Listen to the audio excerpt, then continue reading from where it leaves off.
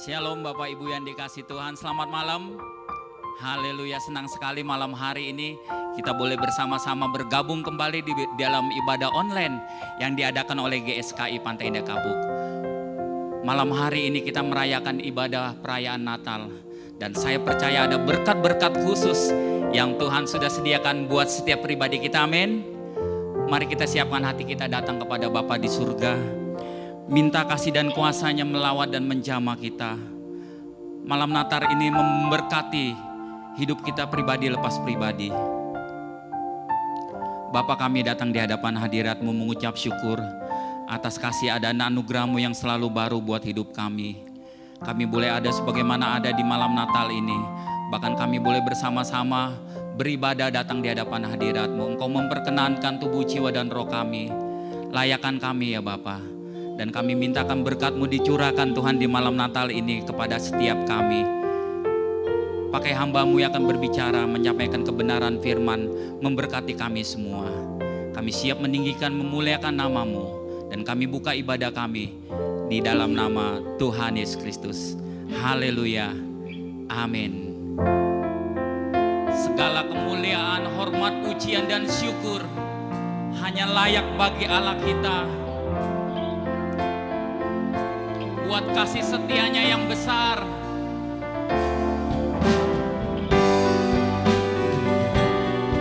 Dia diagungkan, Raja diagungkan tinggi.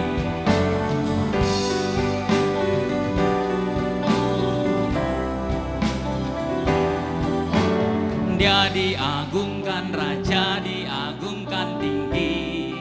Aku puji Dia, Dia diagungkan selamanya. Agung puji namanya. Yesus Tuhan, Yesus Tuhan, kebenarannya memerintah.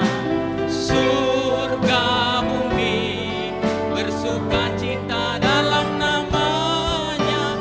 Dia diagungkan, Raja diagungkan tinggi. Diagungkan Allah kami. Dia diagungkan, Raja diagungkan tinggi. Aku puji Dia, Dia diagungkan selamanya. Agung ku puji namanya. Yesus Tuhan, Yesus Tuhan, kebenarannya memerintah. Surga bumi bersuka cita dalam namanya. Dia diagungkan, Raja diagungkan tinggi. Yesus Tuhan, Yesus Tuhan, kebenarannya memerintah. Surga bumi bersuka cita dalam namanya. Dia diagungkan, Raja diagungkan tinggi. Dia diagungkan, Dia diagungkan, Raja diagungkan tinggi. Sekali lagi katakan, Dia diagungkan, Dia diagungkan, Raja diagungkan tinggi. Haleluya. Segala kemuliaan bagi Yesus, nama di atas segala nama. Haleluya. Amin. Haleluya. Kita bersuka cita merayakan kelahiran daripada Allah kita, Tuhan Yesus Kristus. Haleluya. Dia lahir ke dunia.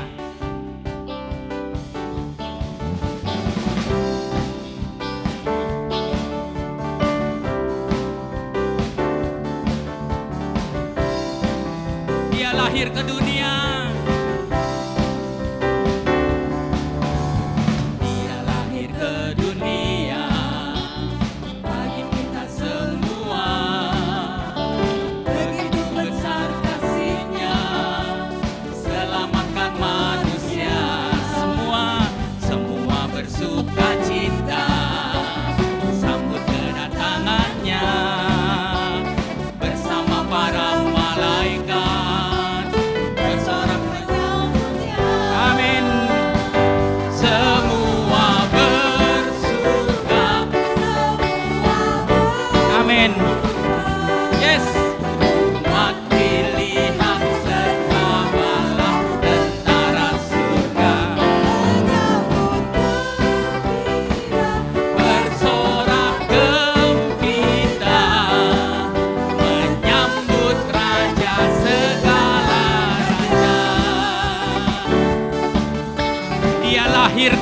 dunia bagi kita semua. Amin. Sama-sama katakan. Dia lahir ke dunia bagi kita semua. Begitu besar kasih-Nya, selamatkan manusia. Semua bersuka cita. Amin. Sambut kedatangannya bersama para malaikat. Bersorak menyambut. Amin. Semua bersuka. Oh haleluya. Umat pilihan serta bala tentara surga menyanyi gembira, bersorak gembira, menyambut Raja segala. Sama-sama semua bersuka. Yes. Amin. Umat pilihan Allah, umat pilihan serta bala tentara surga menyanyi gembira, bersorak gembira, menyambut Raja. Sekali lagi katakan, semua bersuka. Bersuka. Amin. Umat pilihan serta bala tentara surga menyanyi gembira, bersorak gembira, menyambut Raja segala. Menyambut Raja segala raja. Segala raja. Menyambut Raja segala raja. Dia Raja segala raja yang turun ke dunia. Haleluya.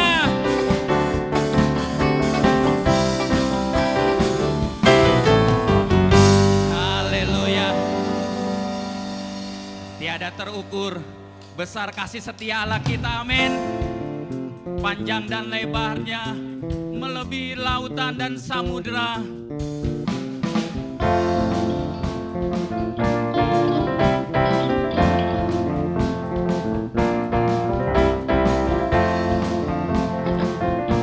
Tiada terukur. Tiada terukur besar kasih setiamu Tuhan.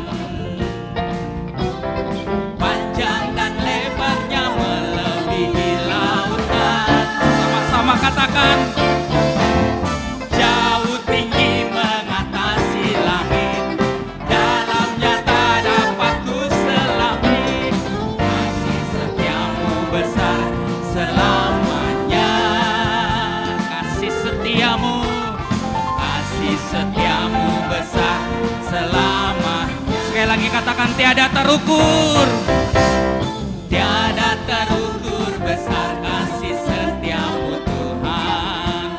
Panjang dan lebar, panjang dan lebarnya melebihi lautan. Jauh tinggi mengatasi langit, dalamnya tak dapat ku selami. Kasih setiamu besar selamanya. Kasih setiamu besar Tuhan.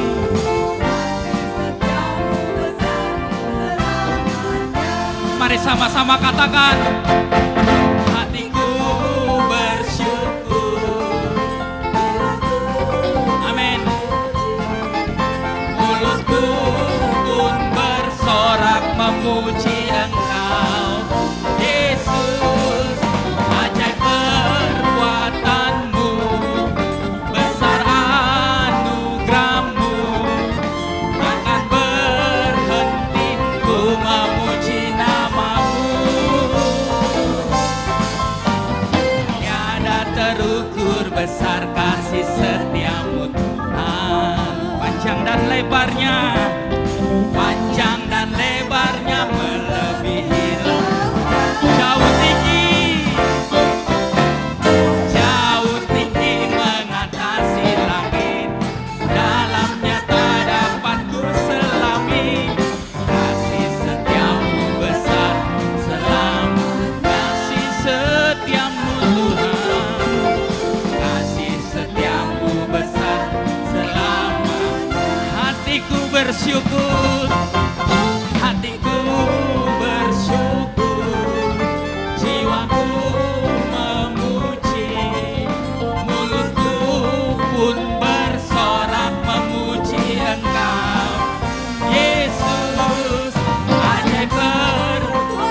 besar anugerah-Mu. Amin. Takkan berhenti ku memuji nama-Mu. Hatiku bersyukur. Hatiku bersyukur, jiwaku memuji, mulutku pun bersorak memuji Engkau. Yesus, ajaib perbuatan-Mu, besar anugerah-Mu, takkan berhenti ku memuji nama-Mu.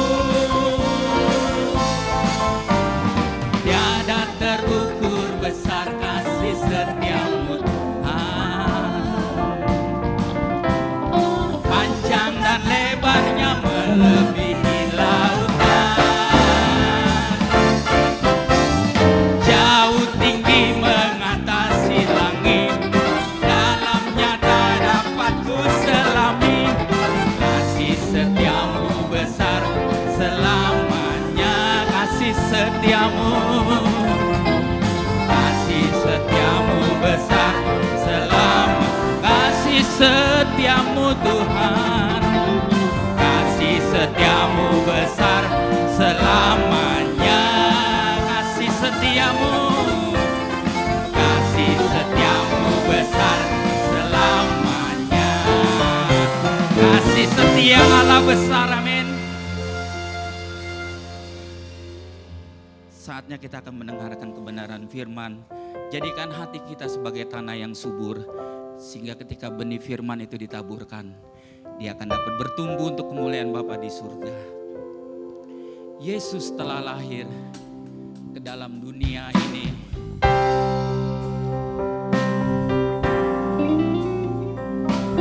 Namanya disebut orang penasehat ajaib, Bapa yang kekal, Raja damai.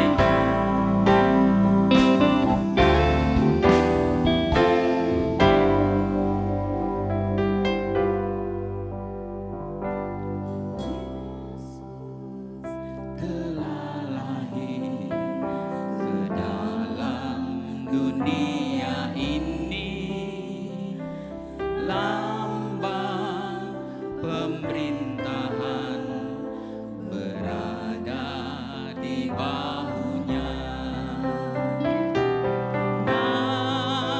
Namanya penasehat ajaib, Allah yang perkasa, Bapa yang kekal, Raja damai. Semua manusia pujilah dan sembah Dia, glory bagi Dia, haleluya, amin. Yesus telah lahir.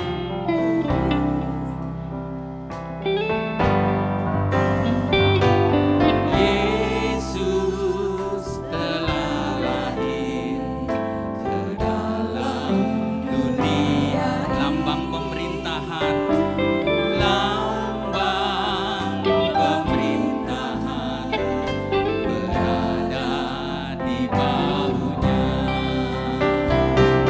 Namanya penasehat ajaib, Allah yang perkasa, Bapa yang kekal, Raja damai. Semua manusia pujilah dan sembah Dia, glory bagi Dia, haleluya, namanya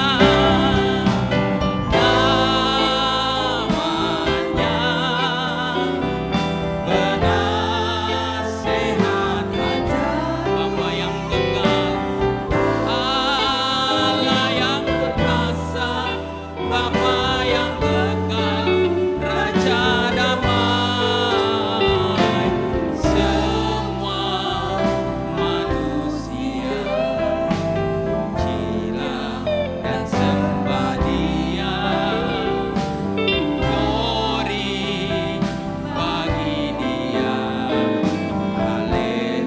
bagi Dia.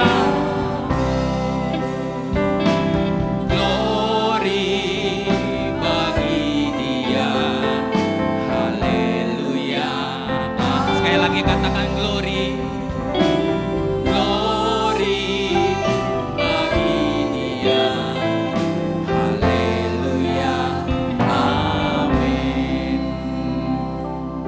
Bapa, berkati kami dengan kebenaran firman-Mu, pakai hamba-Mu menyampaikan isi hati-Mu kepada kami di malam Natal ini. Kami menyambutnya di dalam nama Tuhan Yesus Kristus, haleluya, amin. Shalom Bapak Ibu sekalian, hari ini adalah hari yang istimewa, kita merayakan Natal. Di hari Natal, kita sudah tahu sejak kita menjadi Kristen, bahwa hari itu adalah hari kelahiran Tuhan Yesus. Tapi sebenarnya kita juga tidak tahu apakah itu tanggal berapa tepatnya. Tapi sebagian besar kita menganggapnya itu 25 Desember. Tentu saja ketepatan tanggal di sini tidak terlalu penting. Karena makna Natal bukan pada harinya. Inilah yang akan kita bahas. Mari kita tundukkan kepala. Tuhan, 2000 tahun sudah berlalu.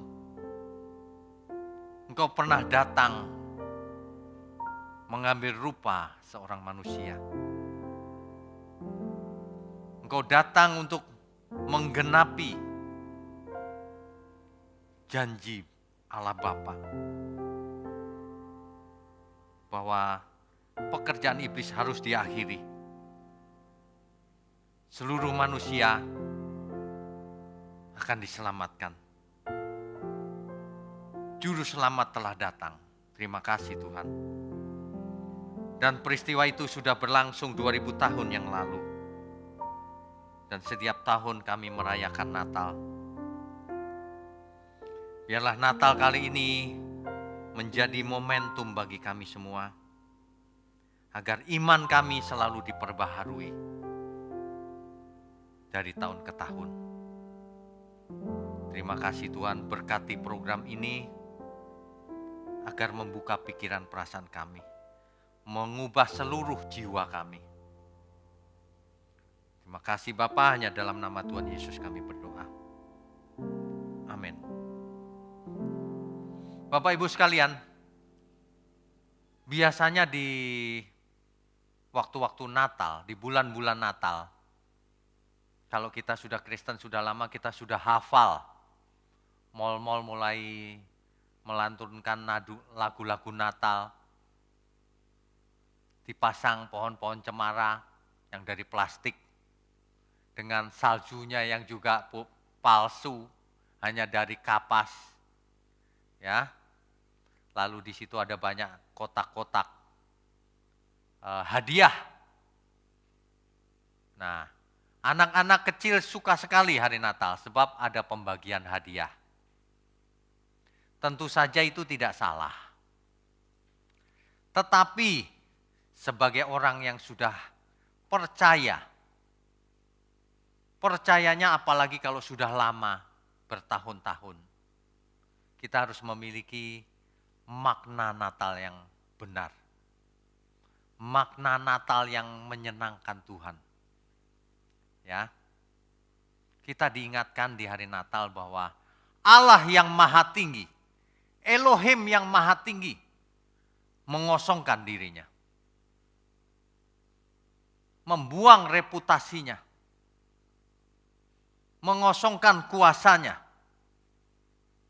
Mengambil rupa seorang hamba, mengambil rupa manusia biasa, menjadi bayi biasa, yang ketika lahir tidak tahu apa-apa, yang ketika lahir tentu saja nangis, bukan lahir langsung bisa bicara.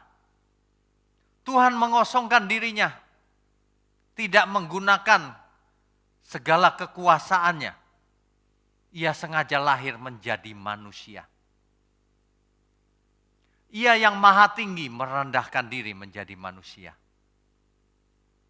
Supaya manusia selamat. supaya manusia mengerti apa kehendak Tuhan. Supaya manusia tidak terjebak dalam agama, tidak terjebak dalam ritual agamawi. Supaya manusia mengerti kebenaran yang hakiki, yang dimaksud oleh Tuhan. Supaya manusia melihat kebenaran tidak hanya teori, tetapi berubah secara nyata menjadi manusia. Yang maha tinggi menjadi manusia. Peristiwa ini hanya terjadi satu kali seumur hidup. Sepanjang dunia ini ada. Jangan disia-siakan. Peristiwa ini adalah sekali seumur hidup terjadi dalam histori manusia. Dalam peristiwa sejarah ini dikisahkan oleh Injil. Injil. Itu sebabnya hanya Injil yang bisa menyelamatkan manusia. Hanya Injil yang bisa mengisahkan kisah yang sebenarnya. Apa yang sebenarnya terjadi. Efesus 2 ayatnya yang ke-7. Melainkan telah mengosongkan dirinya sendiri dan mengambil rupa seorang hamba dan menjadi sama dengan manusia. Bapak Ibu sekalian,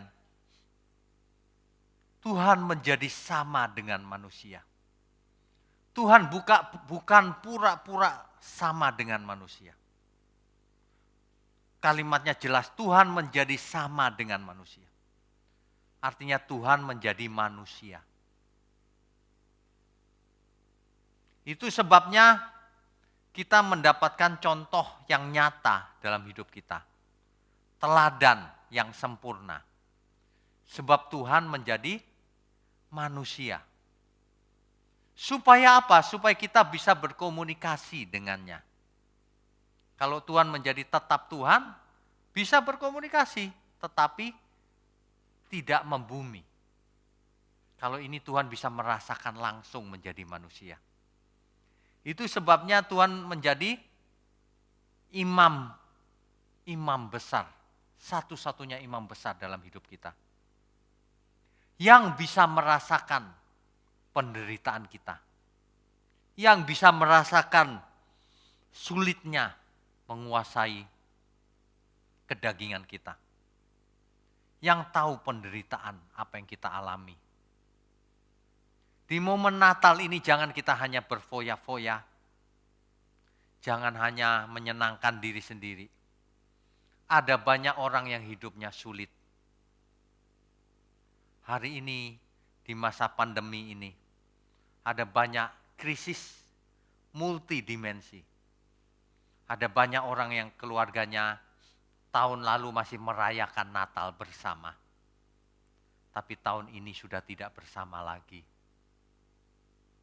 Ada banyak sahabat-sahabat kita, teman-teman kita, saudara kita, yang hari ini sudah tidak ada lagi. Ada banyak teman-teman kita, sesama kita, yang kesulitan ekonominya, yang kesulitan kesehatannya karena kena COVID. Tentu saja kita harus peduli.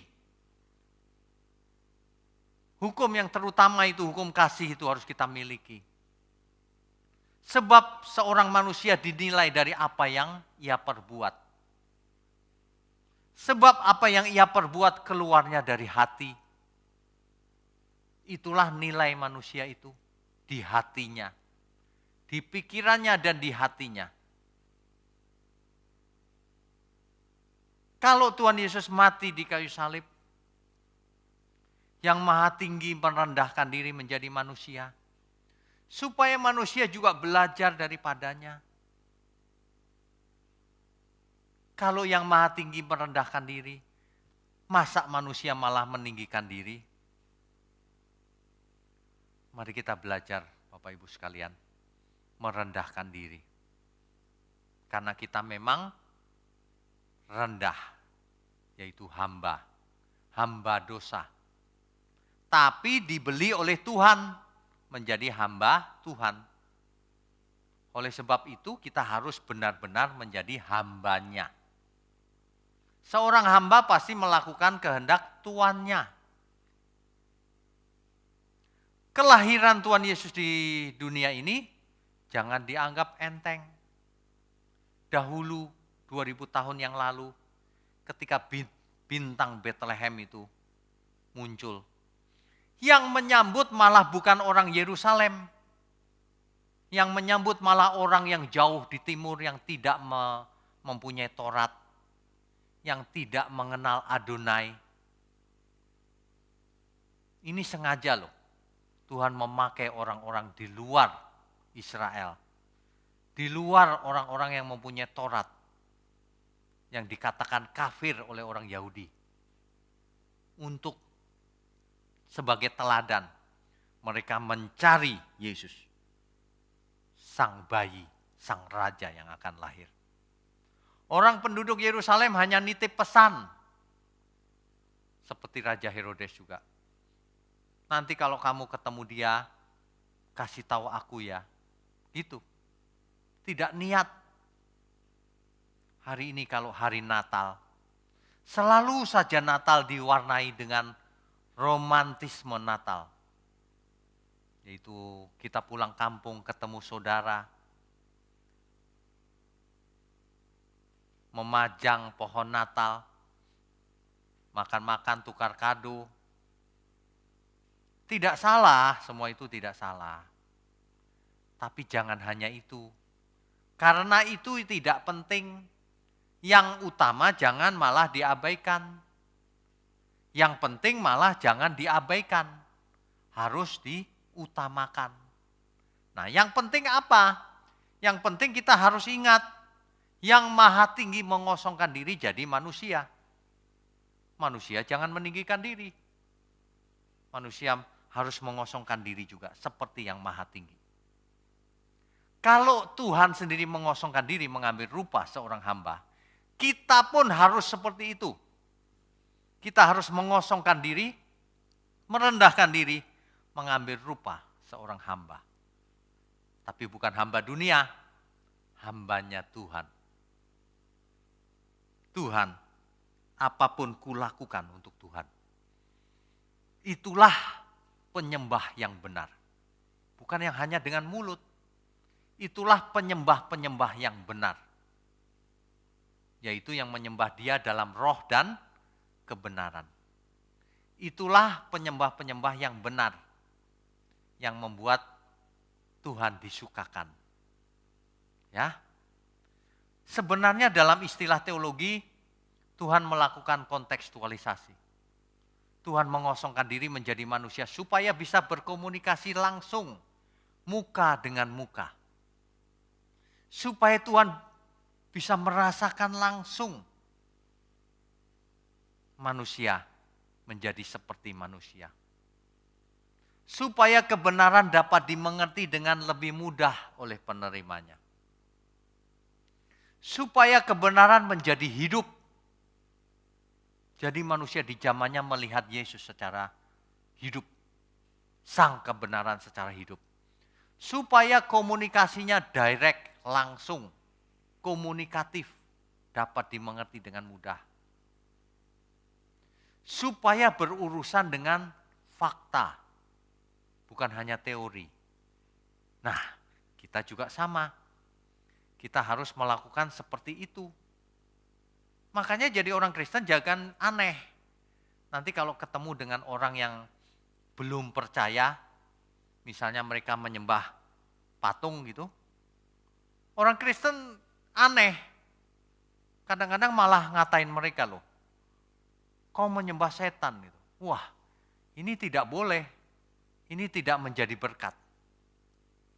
Kalau yang maha tinggi menjadi manusia biasa, kita harus merendahkan diri demi memenangkan jiwa. Jadi kalau kita masuk ke suatu budaya tertentu, jangan langsung frontal menyerang budaya itu. Karena dalam suatu budaya bisa saja terjadi budaya itu tercampur dengan okultisme. Tercampur dengan hal-hal yang tidak menyenangkan Tuhan. Nah, dalam hal itu kita harus bisa memilah-milah mana yang boleh, mana yang tidak. Mana yang menyenangkan Tuhan dan mana yang tidak. Jangan mengorbankan orang yang tidak percaya. Mereka tidak percaya karena belum mengerti. Mereka harus melihat sosok real dari sang kebenaran. Dulu Tuhan Yesus sudah pernah tampil memberikan teladan. Hari ini fungsi itu harus kita lakukan. Tuhan sendiri yang berkata, sama seperti Bapa mengutus aku mengutus kamu. Artinya kita semua diutus. Supaya orang-orang melihat Yesus. Ada Yesus-Yesus kecil dalam diri kita.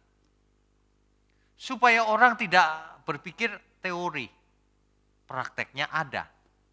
Itulah sebabnya Tuhan memerintahkan kita semua menjadi saksinya sampai ke ujung bumi.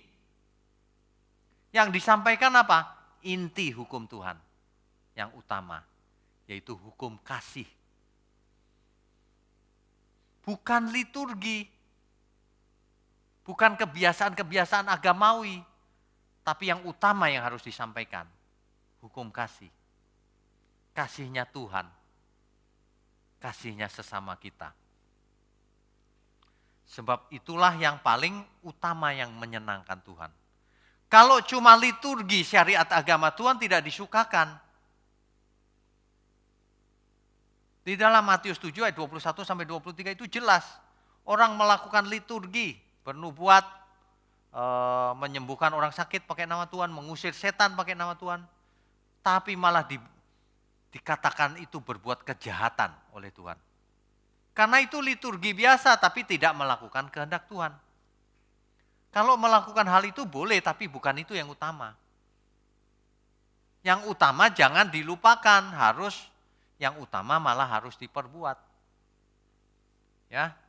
Jadi kita harus melakukan apa yang Paulus pernah lakukan. Paulus melakukan, contohnya ada di 1 Korintus 9 ayat 19 sampai 23. Coba kita baca ya. Kalau kita semua mau efektif menjadi saksi Kristus, mau efektif menginjil dalam seluruh hidup kita, maka kita harus tahu. Salah satunya Paulus memberikan teladan buat kita. Mari kita baca 1 Korintus pasal 9 ayat 19.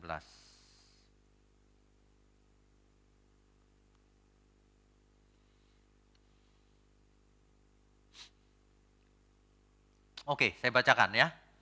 Sungguh pun aku bebas terhadap semua orang. Aku menjadikan diriku hamba dari semua orang. Rasul Paulus itu ya berpikir begini. Aku bukan hamba loh.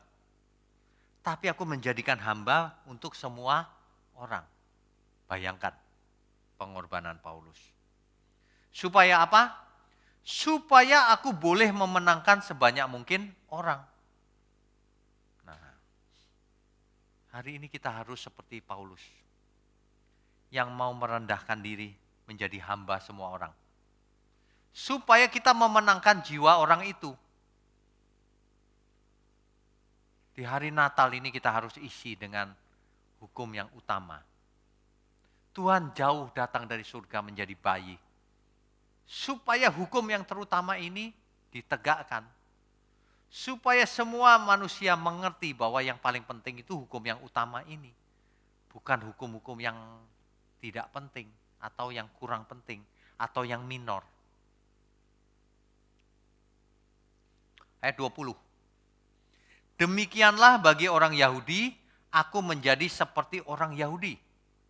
Rasul Paulus ini cerdas. Menghadapi orang Yahudi, ia menjadi orang Yahudi. Ya memang ia orang Yahudi. Supaya aku memenangkan orang-orang Yahudi. Bagi orang-orang yang hidup di bawah hukum Taurat, aku menjadi seperti orang yang hidup di bawah hukum Taurat. Seperti ya Bapak Ibu ya. Sekalipun aku sendiri tidak hidup di bawah hukum Taurat. supaya aku dapat memenangkan mereka yang hidup di bawah hukum Taurat. Jadi kalau ada orang yang hidup di bawah hukum Taurat, Rasul Paulus seolah-olah hidup juga di bawah hukum Taurat. Supaya bisa memenangkan, supaya diterima dulu. Begitu caranya. Ya. Ayat 21. Bagi orang-orang yang tidak hidup di bawah hukum Taurat, aku menjadi seperti orang yang tidak hidup di bawah hukum Taurat. Sekalipun aku tidak hidup di luar hukum Allah, karena aku hidup di bawah hukum Kristus. Supaya aku dapat memenangkan mereka yang tidak hidup di bawah hukum Taurat. Intinya Rasul Paulus ingin memenangkan banyak jiwa, sebanyak mungkin. Jangan sampai Tuhan jauh-jauh datang menjadi manusia. Tapi kita malah tidak meneruskan pekerjaan Tuhan. Natal menjadi tidak berarti kalau misi Natal itu tidak kita lanjutkan. Jadi hidup kita ini sebenarnya hanya untuk melanjutkan misi Natal. Hanya untuk melanjutkan pekerjaan Tuhan Yesus. Hanya untuk melakukan pekerjaan yang diberikan Tuhan Yesus kepada kita.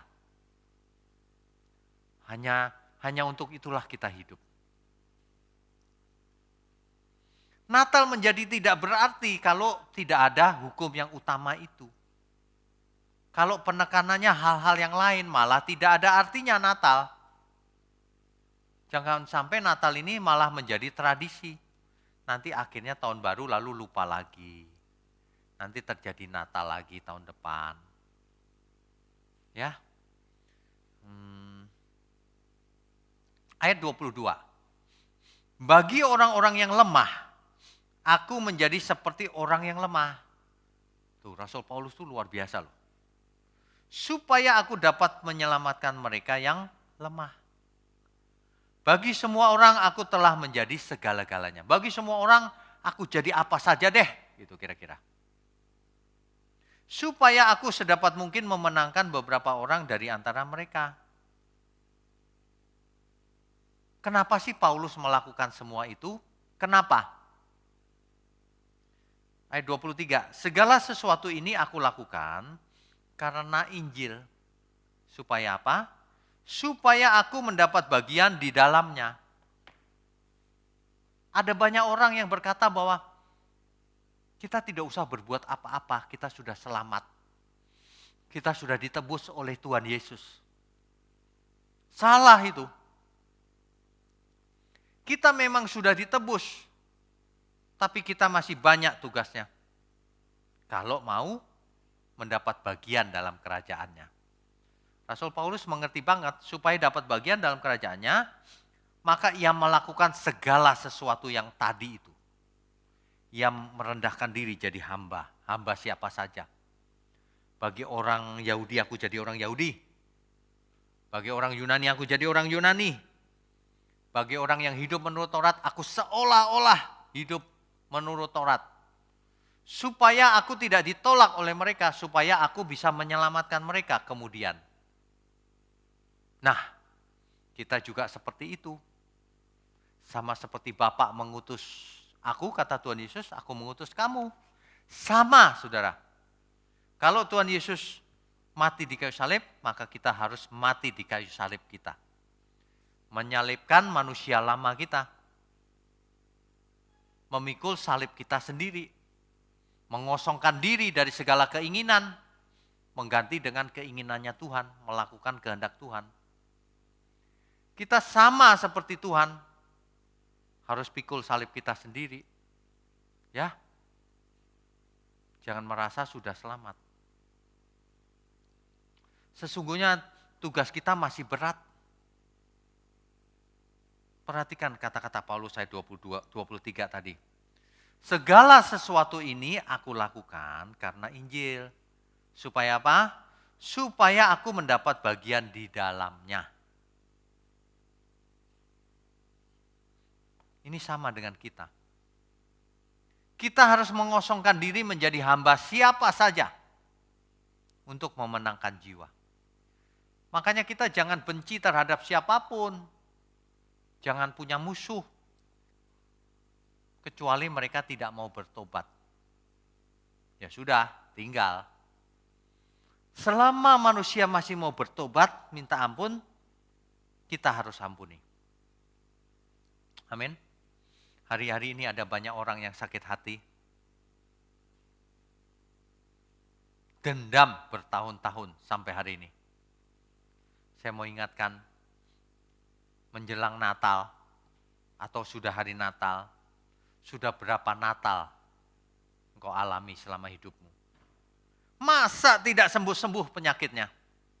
Masih dendam terus. Yang maha tinggi saja mau merendahkan diri menjadi manusia. Masa kita tidak mau merendahkan diri mengampuni orang? Rasul Paulus merendahkan diri menjadi hamba siapapun. Kalau kita mau merendahkan diri, karena kita sudah ditebus oleh Tuhan, maka kita menjadi hamba bagi siapapun. Maka kita akan dengan mudah bisa mengampuni siapapun. Sebab barang siapa tidak mengampuni, ia tidak diampuni, kata Alkitab. Bapak Ibu sekalian, selama ini kita mengisi Natal ini dengan apa? Memaknai Natal itu dengan apa? Coba kita berpikir, coba kita renungkan. Kalau Natal hanya berupa celebration, selebrasi, perayaan, maka itu cuma perayaan agama. Maka itu tidak ada artinya. Maka itu sama dengan tradisi biasa. Sesungguhnya makna Natal adalah makna yang dalam. Makna Natal adalah penggenapan dari nubuatan di kitab Kejadian 3 ayat 15. Proto Euangelion. Bahwa nanti keturunan perempuan ini akan meremukkan kepala si ular. Yang dimaksud adalah Mesias atau Tuhan Yesus.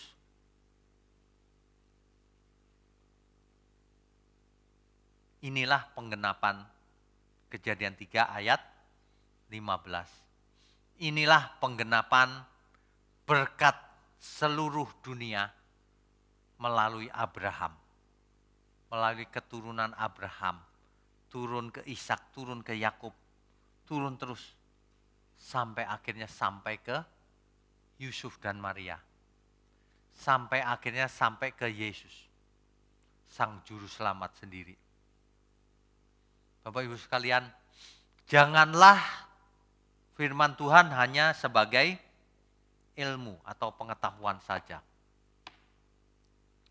Sesungguhnya Natal adalah momen di mana Sang Raja yang Maha Tinggi meninggalkan kerajaannya, mengosongkan diri, menjadi sama seperti kita. Dan ini hendaknya menjadi teladan bagi kita semua. Kalau yang Maharaja saja mau mengosongkan diri, manusia apalagi harus mengosongkan dirinya. Jangan sombong. Manusia yang menolak mengosongkan diri atau menolak untuk tidak sombong, maka ia menolak keselamatan sebenarnya. Sebab kalau Tuhan sudah memberikan contoh, tapi manusia masih tidak mau berubah, maka itu semua menjadi sia-sia. Alkitab berkata, banyak yang menolak Yesus. Tetapi barang siapa menerimanya, diberinya kuasa supaya menjadi anak Allah. Baik, Bapak Ibu sekalian, jangan menjadi seperti penduduk Yerusalem yang mendengar kedatangan Tuhan, mendengar kelahiran Tuhan Yesus, hanya ribut sejenak, ribut sebentar saja. Dan tidak berangkat menyongsong Tuhan. Mereka hanya titip pesan kepada ketiga orang Majus. Orang Majus itu orang kafir menurut orang Yahudi. Malah orang kafirlah yang menjumpai bayi Yesus dan melakukan persembahan seluruh hartanya. Ya. Nah, ini ironi bukan?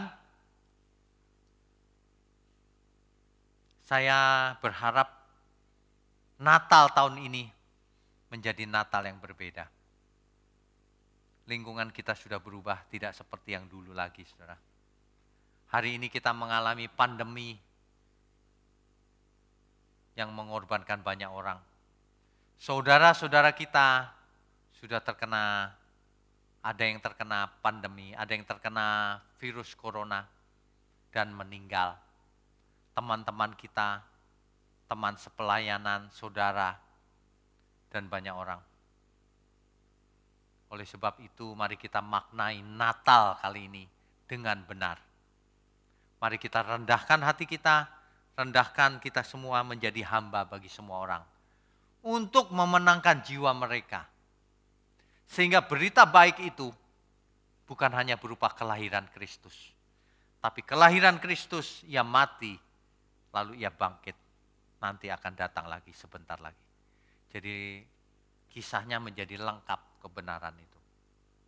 Amin ya Bapak Ibu sekalian ya.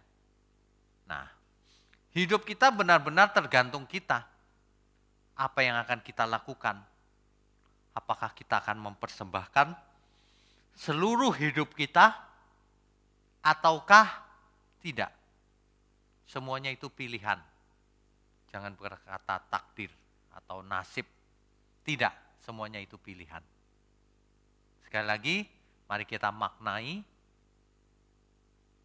momen-momen Natal ini dengan perubahan nyata dalam hidup kita. Dengan merendahkan diri menjadi manusia, menjadi hamba bagi siapapun. Dengan demikian maka hidup kita akan menjadi berkat bagi mereka. Sehingga melalui hidup kita pekerjaan Tuhan dilanjutkan. Sehingga melalui hidup kita berkat Abraham pun sampai ke ujung dunia. Hari ini kalau kita mau sampai ke ujung bumi, berita yang kita sampaikan sederhana dengan teknologi online seperti ini. Oleh sebab itu siapapun kita jangan sia-siakan. Bagi Bapak Ibu yang bisa sharing lewat online, silakan sharing. Bagi Bapak Ibu yang mau berkhotbah lewat teknologi online. Tapi khotbah yang benar. Sharing yang benar. Amin ya. Jangan diulang, jangan mengulang kesalahan yang sama. Kita tahu bahwa hidup kita tidak lama lagi. Sebenarnya kita tidak tahu kapan kita dipanggil pulang oleh Tuhan. Tapi kita harus berjaga-jaga. Amin Bapak Ibu sekalian. Amin.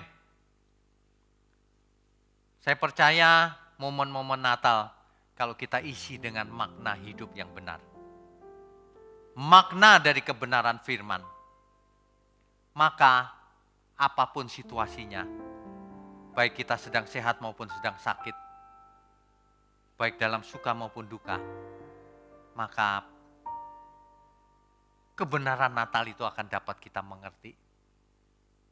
Dan kita akan merasakan damai sejahtera yang sebenarnya. Baik kita hidup maupun kita mati, itu pun untuk Tuhan. Makanya damai sejahtera yang benar tidak tergantung dalam situasi ekonomi, situasi pandemik, tidak tergantung dari apapun. Amin ya Bapak Ibu.